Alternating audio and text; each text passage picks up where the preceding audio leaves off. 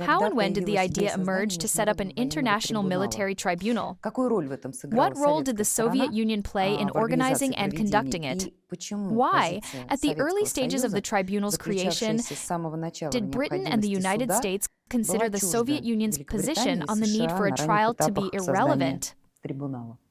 The Soviet Union, that was the main driving force in initiating discussions and then establishing the tribunal. The question of necessity ensures the inevitability of punishment for Nazi criminals was first officially raised in a note from the Soviet side in November 1941.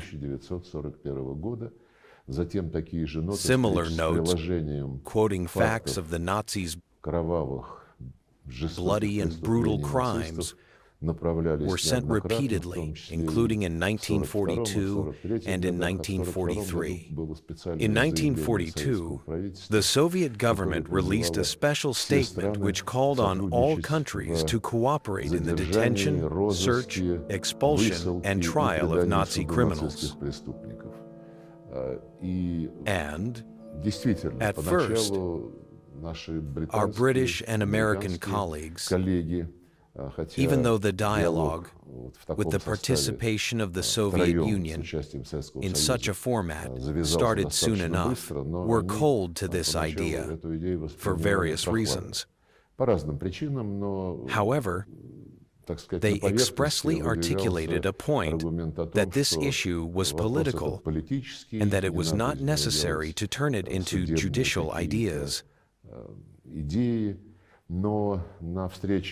But at a meeting in Moscow in October 1943, the foreign ministers of the USSR, Britain, and the United States, it was held in the Russian Foreign Ministry mansion on Spiridonovka. It was stated, among other agreements, that cooperation on identifying criminals and bringing them to justice would be established and organized.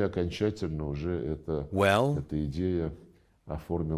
this idea took its final shape in Yalta and was legally put on paper in October 1945 in London when the tribunal was established. The statute of this tribunal was signed, which formed the basis for all its subsequent activities.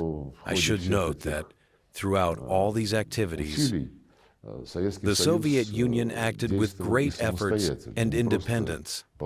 It did not just hope that we would one day create an international entity that would restore justice. In 1942, an extraordinary state commission was set up to investigate the Nazi criminals. The commission gathered facts, materials, and eyewitness accounts, and organized several trials in the following years. And after the end of the Great Patriotic War, including in Krasnodar, Kharkov, and other cities, and the experiences that has been accumulated within the framework of these judicial initiatives were actively used at the Nuremberg Trials. In the end, as I already said, the Americans and the British agreed to exactly that, the creation of a judicial body. Initially, they had their doubts. You know, there were even some interesting facts about it. At some point, Roosevelt said, "Why create a tribunal? It would be better for the show to instead shoot 50,000 German officers." Churchill also said, "It's better to kill them rather than try them in court." This is an interesting observation. On the other hand, as contemporaries write in their memoirs, the Anglo-Saxons initially expressed their reluctance to setting up an international judicial body, which was due to their fears that a trial would somehow touch upon the question of the root causes of the war.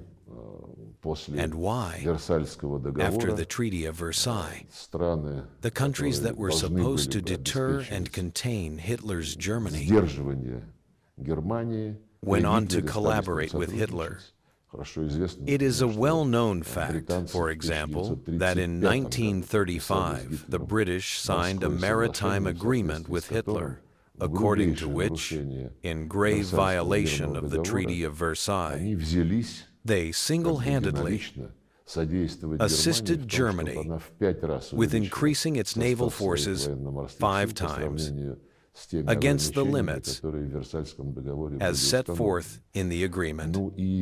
Well, and of course, there is also something like the Munich Agreement of 1938, which played a decisive role in what was subsequently labeled the appeasement of the aggressor.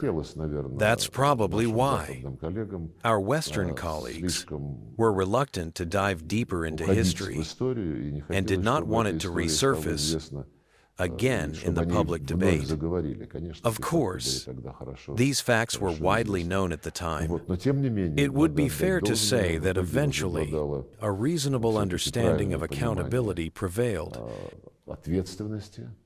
And the arguments of the Soviet Union, which I would like to emphasize once again was the primary initiator and driving force of the Nuremberg Trials, were heard and accepted.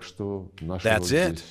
Our role here is absolutely indisputable. And what do you think is the historical significance of the Nuremberg Trials in the post-war period? And how did they affect or change the world order?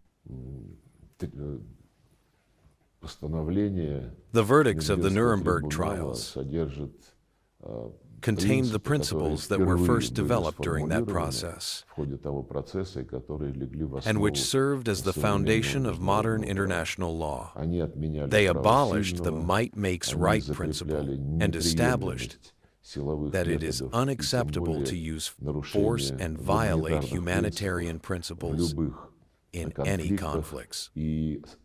And probably, most essentially, the principle of inevitable punishment for war crimes, aggression, crimes against humanity, and genocide was articulated on an international and universal scale during the Nuremberg Trials, and then organically reflected in numerous conventions, which were adopted by the UN